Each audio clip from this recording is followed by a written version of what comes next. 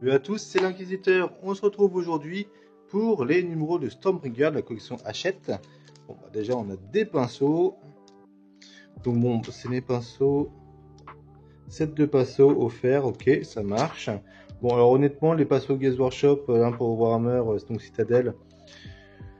Pour s'entraîner au début, ça va, mais après, il faudra penser à en prendre des meilleurs. Alors, il faut toujours avoir des pinceaux de merde pour faire pas mal de trucs.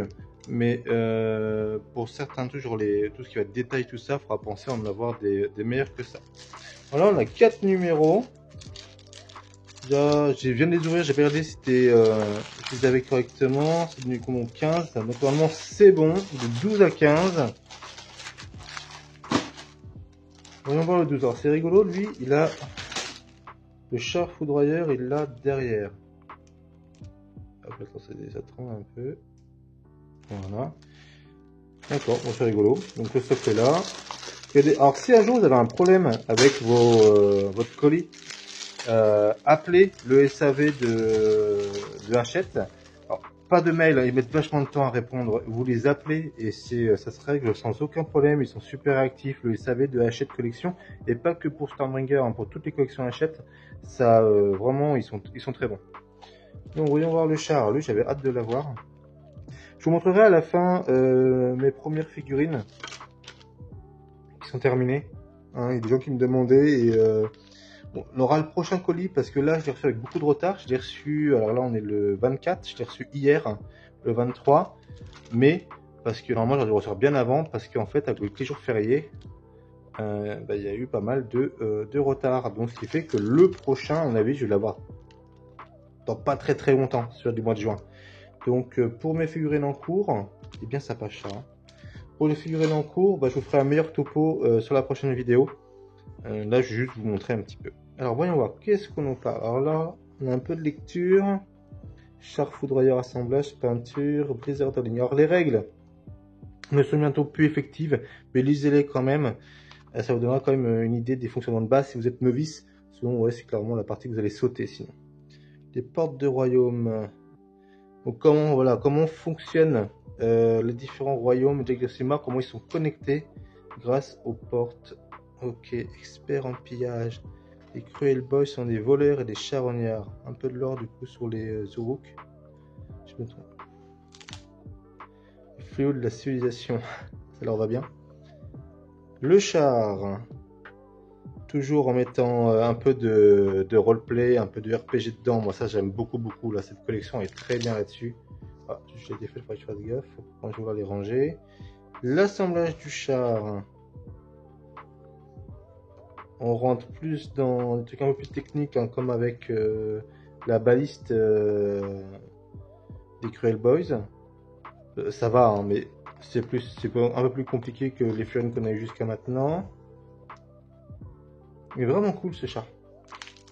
J'en aurai d'autres normalement qui sont prévus. Grâce aussi à la boîte fer de lance avec Indrasta, il y a un char dedans. C'est la boîte de fer de lance, je ne sais pas si elle va rester celle-ci avec la V4. Donc la fer de lance Stormcast actuelle, que généralement je me prends le mois prochain si tout va bien. Ok, les couches de base. C'est un qui met pas de sous-couche toujours. Ils parlent la dernière fois ils ont parlé un peu de sous-couche, mais là, oui, pour eux la sous-couche c'est des rétributeurs en fait. Limite. Ok. Puis là, du coup, les règles de base, chevalier canon avec un char, d'accord. Donc on a un seigneur impérateur, un chevalier arcanum et le char contre un boss qui tue, chaman, 10 éventreurs, 10 écorgeuses et l'empaleuse. J'ai la base, c'est une empaleuse. Ça va être bien sympa ça à faire. J'aime bien qu'ils remettent les fiches en cours de route. Bon, le prochain numéro, c'est juste des peintures. Bon, c'est toujours cool d'en avoir, mais bon. En peinture, on m'a demandé déjà ce cavalier. Alors, les peintures Citadel sont pas mauvaises, hein. C'est juste que leurs conservations sont pas top et leur peau pas pratique. Il y a HK qui fait des bonnes peintures. Il y a beaucoup de bonnes peintures, il y a Valero, tout ça. Mais c'est vrai que Citadel, c'est des bonnes peintures, hein. Honnêtement, il n'y a aucun problème. C'est juste qu'elles sont. Leur peau est nulle, en fait, tout simplement. Alors, le numéro suivant. Donc le... Oh là, bon, c'est pas le numéro suivant. Ah, il s'est fait la malle. Le 13. Là, il y avait des figurines, normalement, il n'y en a pas.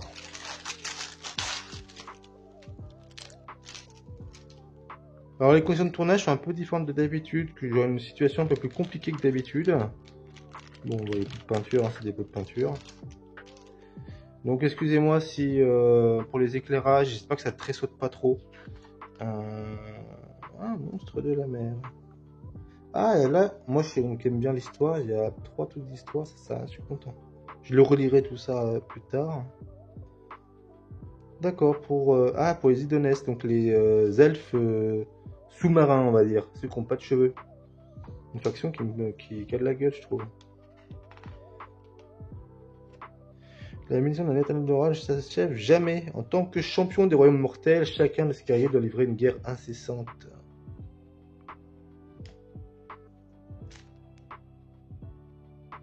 Le champ de bataille en Gour.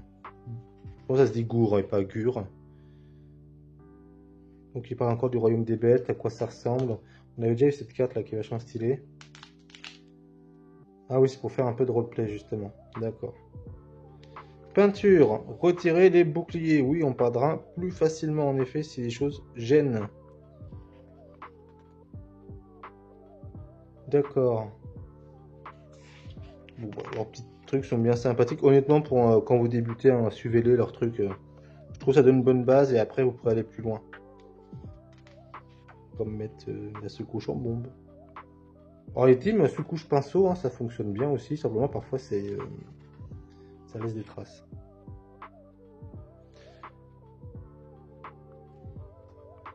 Donc là, on commence un peu à faire des visages. Des visages, c'est super galère à peindre. C'est qu'il y a beaucoup de gens qui en mettent pas, qui préfèrent mettre des casques.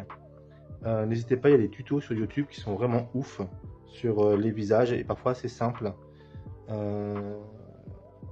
Vraiment les visages, ouais, c'est ce qu'il y a le plus. Moi je trouve que c'est le plus dur à faire. Après moi ça me dérange pas trop, j'aime les casques. Mais toujours. Quand je joue à un jeu, par exemple, j'étais un joueur avant de World of Warcraft, parce que là j'ai plus le temps maintenant. Mon perso il avait son casque. J'adore les casques. Un petit chevalier de la mort. Armée d'hommes. Donc là on a un petit dépliant sur les armées de l'ordre. Ah, sympa ça. Ah, c'est joli. Hein.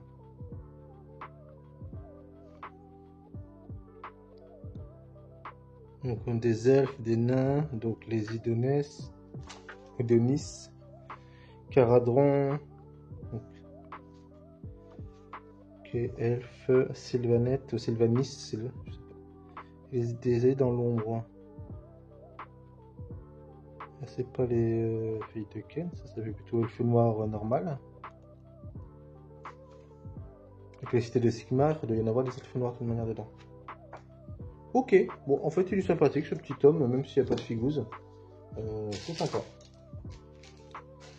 Hop, allez le 14.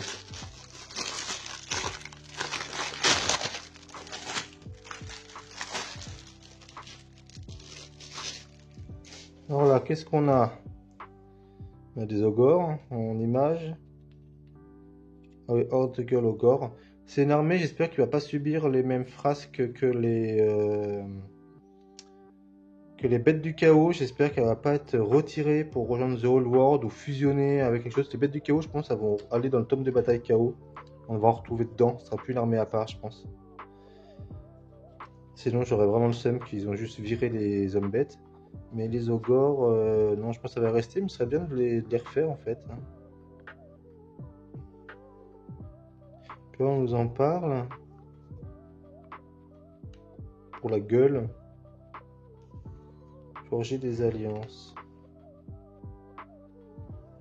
Les alliances qui ont conclu avec les bêtes d'Azir et d'Odola. Ah oui, pour leurs unités spéciales. Ah oui, avec les séraphons, donc filles de Ken, les nains, Idonès. Je vais dire Eldar, les elfes. Ok. On commence à nous parler un peu des autres factions. Ce qui est intéressant.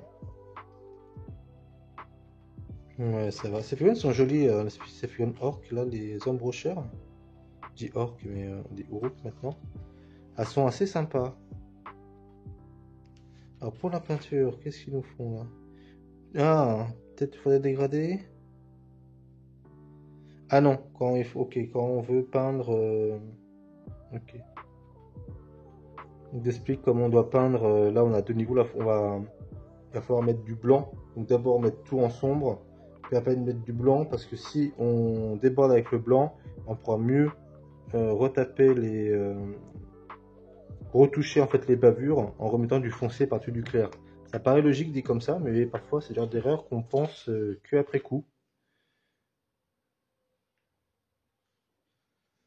Ok. Un petit jeu. Donc un petit scénario de base. Déjà, je fais une potion miraculeuse.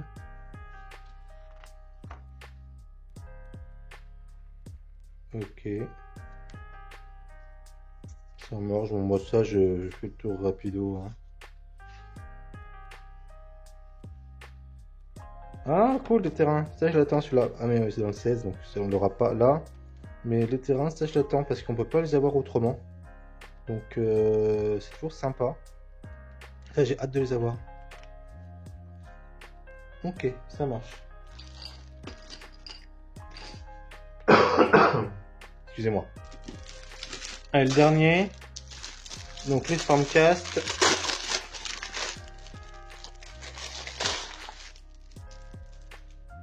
Alors, voyons voir.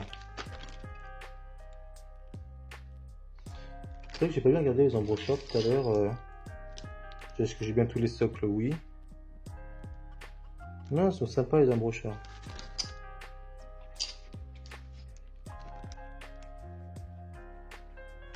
Là, dû aux conditions actuelles, c'est vrai que je les sors pas. J'aurais bien sorti de leur plastique pour les regarder. Mais là, je peux pas le faire si on risque de perdre des éléments. Donc, toutes mes excuses là-dessus. Donc, les Praetors. Cité de Sigmar, mots-clés. Ah oui, d'accord, les mots-clés pour sur les fiches. Donc, Cité de Sigmar. D'ailleurs, sur la bande-annonce de la V4, où il y a les Skaven qui vont attaquer une Cité de Sigmar d'ailleurs. Bon, les Praetors, ils ont l'air super simples à monter. Ouais, ça va. Peindre les détails sur les Praetors. Appliquer les peintures dans le bon ordre. Allez, qu'est-ce que je peins en premier? Ok, d'abord la cotte de maille, puis le tissu qui est par-dessus. Oui, du coup, vers du fond, vers nous. Sous-couche et couche de base. Ben, ouais, la sous-couche, c'est une bonne idée. Couche de base, en fait, c'est la couche de base, c'est-à-dire c'est la peinture standard. Après, on fera des lavis, des ancrages glacis et autres choses, des brossages à sec, etc. Mais d'abord, la couche de base, c'est la peinture, on va dire, sans fioriture, qu'on met dessus et après, on mettra les effets.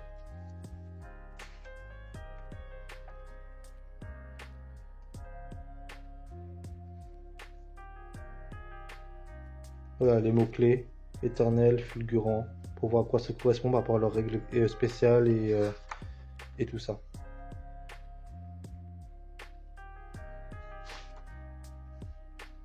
Ok. Il nous rappelle, ok. C'est bien le petit tuto comme ça, là. Ah, puis après encore de la peinture. Bon, alors c'est une base. Ah, on a un shade, donc pour faire des ombrages. D'ailleurs, il est pas mal celui-là. Mais celui-ci, je l'attends énormément. Et d'ailleurs, je me demande si c'est pas que le prochain colis que j'aurai mon premier premium. Alors, ça soit d'après, mais je crois que ça arrive avec le 19-20. Donc ça devrait être là, j'ai le 15, 16, 17, 18, 19. Ah, donc prochain peut-être. Ou alors, ça sera dans celui d'après. Donc au mois de juin ou au mois de juillet, le premier premium. Lui, je l'attends aussi avec impatience. Allez, je vous montre mes premières figurines. Alors, pour vous, la Chevalier Arcanum. Pour vous dire, en fait, à la base, j'avais acheté toutes mes peintures pour faire pour en faire des Stormcast standards. et que j'adore leur truc de base. Et en fait, je suis tombé sur autre chose. Je suis tombé, bon, ça s'appelle Shaman Painting, donc c'est Shaman. Et on s'entend super bien. Et lui, il avait comme délire de faire un truc DK. Ou alors Enzot, pour ceux qui aiment World of Warcraft. Et du coup, il est parti sur le Enzot. Et moi, je lui ai dit, bah ok, on va faire le truc DK ensemble. Il était vachement motivé pour le faire. L'effet dans la main, il est terrible. Donc là, c'est ma Chevaleret Arcanum. Donc voilà, donc je fais ça avec lui. La collection, je la fais avec Shaman. Je vous mettrai un petit lien vers lui.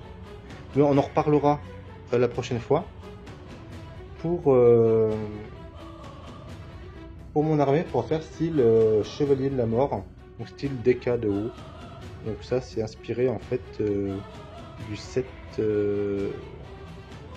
d'armure, les couleurs de Nax. La couleur alternative du T, je sais plus combien.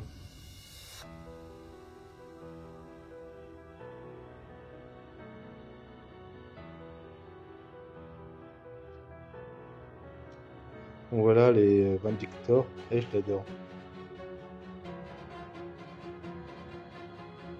Donc voilà, donc la thématique, et du coup je vais faire toute mon armée de cette manière là. Donc je fais ça avec lui. Voilà, ça gère. Donc plutôt satisfait. Je vous montrerai ça mieux quand je serai dans d'autres conditions de tournage, et surtout quand je vous aurai un peu plus à vous montrer. Mais là, tout ça sur le champ de bataille, même en vitrine. Donc voilà, donc mon armée Stormcast version Chevalier de la Mort World of Warcraft. On va dire mes Stormcast de la lame d'ébène.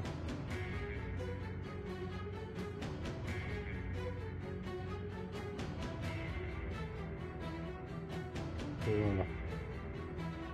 Voilà, donc c'est un projet sympa que je fais ça avec lui, donc Shaman Painting. Je vous mets ça en description. Donc la peau, il l'a fait version DK.